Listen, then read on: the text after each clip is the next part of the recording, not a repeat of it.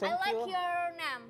Jurmansyah. Jurmansyah. Wah, Jurmansah ya. Jurmansyah. Masa oke. Inggris. Oke. Jadi Mas Ya ini adalah seorang cleaning service tapi baru lulus S2 ya? Ya, dari 2.150.000 itu yang 1 jutanya disisihkan buat bayar kuliah, yang 1.150.000-nya buat belanja bulanan.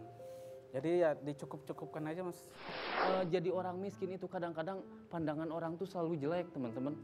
Saya ngajak anak istri saya jalan-jalan ke mall, tetangga bilang apa coba? Paling pengen naik eskalator.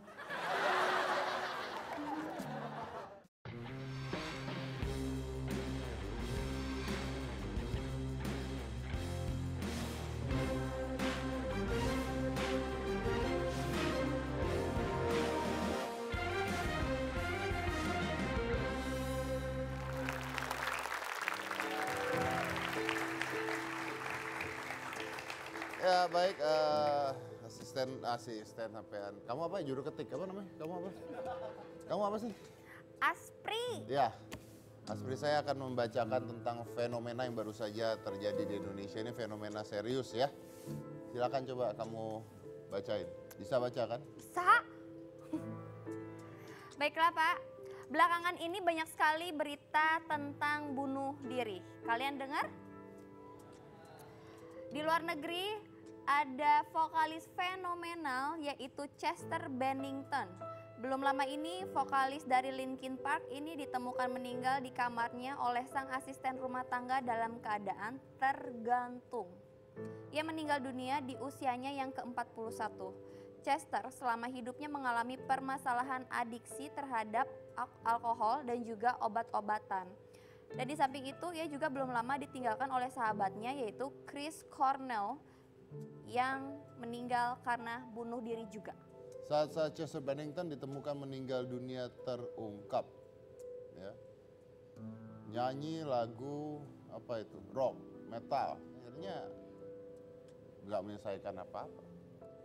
Doesn't matter anymore at the end. Coba lagi yang lain. Saya nanti berbicara setelah semua kasusnya dibaca. Baiklah, selanjutnya terjadi kasus bunuh diri juga yang dilakukan oleh kakak beradik yang bunuh diri di Bandung pada tanggal 24 Juli.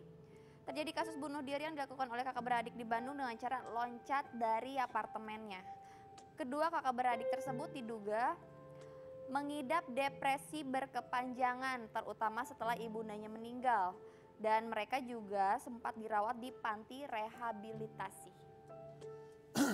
Oke, jadi gini, ini banyak sekali kasus bunuh diri ya. Kemarin kita lihat ada yang dari luar negeri bunuh diri, kakak adik loncat dari gedung, terus ada seorang pria pacarnya, mantan pacarnya Okarin meninggal dunia juga, bunuh diri juga gitu ya. Dan alasannya selalu dikatakan karena depresi gitu ya. Well, the problem is, masalahnya adalah bahwa itu sebuah kebodohan yang sangat amat bodoh gitu. Like saya mau tanya sama semua penonton di sini, memang kalian nggak punya masalah? Punya lah, nggak ada orang nggak punya masalah, bener kan? Masalah itu beda-beda. Kalau orang nggak punya, saya punya bintang tamu di sini yang buat makan aja nggak punya duit, makan itu cuma pakai nasi sama garam, nggak bisa sekolah dan sebagainya. Tapi mereka nggak bunuh diri loh.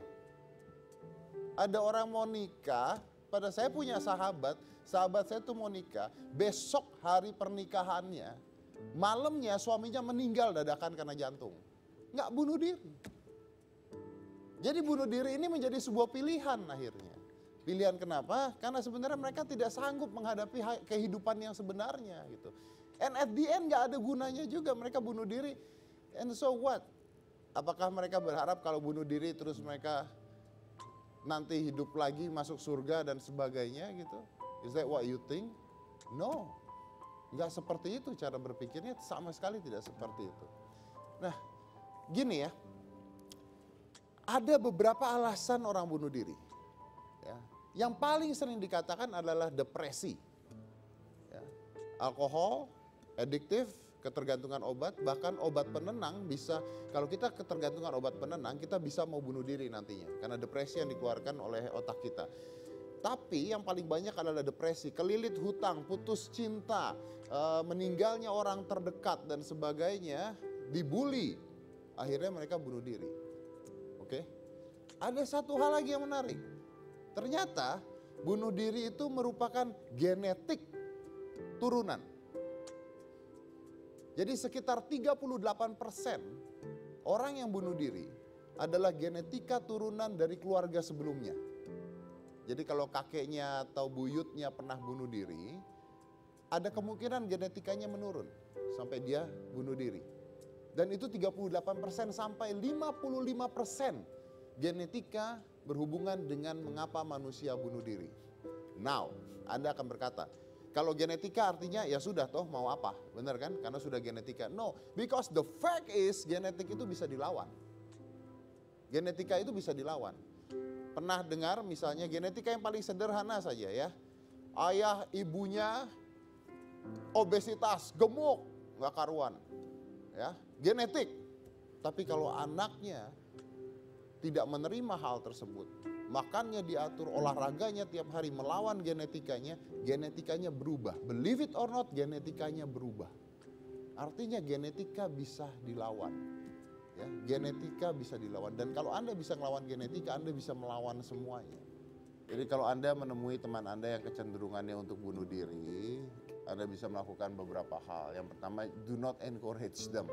Ya, jangan membuat mereka lebih depresi, tapi bersikaplah proaktif ya. Karena orang mau bunuh diri itu yakin bahwa dia itu nggak bisa ditolong lagi. Ya. Oh udah saya mau mati nggak bisa, nggak, nothing can help me, no it's wrong. Kalau Anda tahu orang mau bunuh diri, bersikaplah proaktif. Tunjukkan bahwa hidup itu menyenangkan dan nggak ada. The point is tidak ada masalah yang tidak bisa diselesaikan. When there is a problem, there is a solving. Tidak ada masalah yang nggak bisa diselesaikan. Lalu tanya, mau bunuh diri ini buat apa? Kita bantu mereka, kita peluk mereka, kita sadarkan mereka bahwa there is no solution untuk Anda melakukan bunuh diri. Lalu juga ganti pola hidup. Kalau Anda stres, ganti pola hidup Anda. Oh, you know what? Ini beneran beritanya. Jadi ada salah satu terapi di psikologi. Sebuah grup terapi orang-orang yang mau bunuh diri. Lalu tahu terapinya apa? Enggak. Terapinya adalah mereka disuruh lari pagi. Bagus. Ya, mereka disuruh lari pagi. That's it. Mereka disuruh lari pagi setiap pagi, masuk ke gerombolan yang kayak misalnya di Monas tuh, ya, Car Free Day, mereka disuruh lari pagi. Udah gitu doang terapinya. Ternyata setelah 1 minggu, 2 minggu mereka lari pagi, dan mereka kembali lagi ke komunitas itu, terus mereka ngomong, enak ya, gue ketemu teman-teman baru, temannya lucu, nggak jadi bunuh diri. See, that means hidup itu ternyata begitu luas. Oke, selanjutnya. Teruslah dukung teman Anda meskipun masa itu telah berlalu. Jadi intinya adalah kalau udah selesai dia tidak mau bunuh diri, temenin terus, ajak ngobrol terus. Itu jangan udah nggak mau bunuh diri terus lu tinggal. Besok telepon udah nggak ada, gitu kan ya. Oke, lanjut. Jika Anda tidak ingin terlibat secara langsung, carilah bantuan kepada orang lain yang sekiranya akan membantu Anda dan bisa menghubungi Into the Light Indonesia untuk tindakan lebih lanjut. Jadi ada sebuah komunitas yang namanya Into the Light Indonesia, itu adalah kayak grup terapi, mereka bisa membantu Anda. Nanti Anda silahkan Google hal tersebut ya. Tapi intinya cuma satu, if you try to kill yourself, kalau Anda berusaha untuk bunuh diri, artinya Anda tidak menghargai ciptaan Tuhan. That's it. Tuhan itu menciptakan kita. Saya percaya satu hal, Tuhan itu menciptakan kita bukan memberikan apa yang kita mau. Nggak ada tuh. Saya pengen iPhone baru, turun iPhone yang nggak ada itu. Tuhan menciptakan kita dengan kebebasan. Dan justru yang diuji adalah dengan kebebasan yang kita punya, apa yang bisa kita lakukan pada diri kita dan pada orang lain di sekitar kita. Itu yang menentukan Anda nanti kemana Anda pergi. Oke. Lanjut, kalau saya nengok kamu tuh lanjut artinya. Iya, kenapa Bapak stres gitu ngadepin saya mau bunuh diri? Hah? Jangan karena menghadapi orang langsung stres terus pengen bunuh diri, Pak. Mendingan Pak kalau Bapak ada masalah itu terus dilanjuti hidupnya, Pak. Jangan pantang menyerah seperti bintang tamu yang satu ini, Pak. Bintang tamu kita yang satu ini mempunyai masalah tapi dia tidak stop dan terus berusaha sehingga dia terus bisa hidup sampai sekarang. Jadi meskipun dia hidup dalam kesulitan, dia bisa membuktikan bahwa dia bisa melakukan apa saja. Mau saya undang sekarang Pak Kita orangnya? lihat dulu siapa dia. Bapak mau lihat, saya kasih lihat videonya silahkan. Pendidikan merupakan hak segala kalangan di dunia ini, tak terkecuali bagi Jurmansyah yang berprofesi sebagai petugas kebersihan. Namun siapa sangka, meskipun memiliki pekerjaan yang sering dipandang sebelah mata, Jurmansyah baru saja lulus S2, jurusan Ilmu Administrasi Negara di Universitas Mula Warman, Samarinda. Pria kepala tiga ini mengumpulkan uang sedikit demi sedikit demi mengenyam pendidikan setinggi-tingginya. Tak tanggung-tanggung, ia pun bercita-cita ingin melanjutkan kuliahnya ke jenjang S3.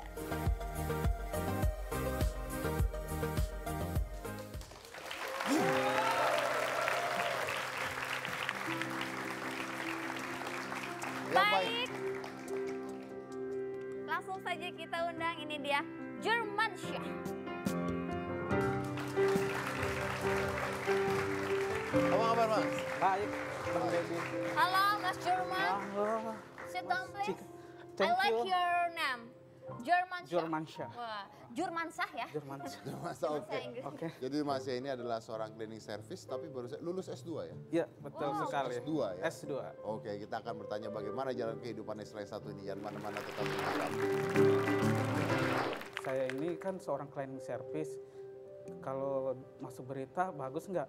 Nah, teman saya ini nggak percaya, nggak mungkin kamu cleaning service. Orang nggak pernah saya lihat kamu nyapu.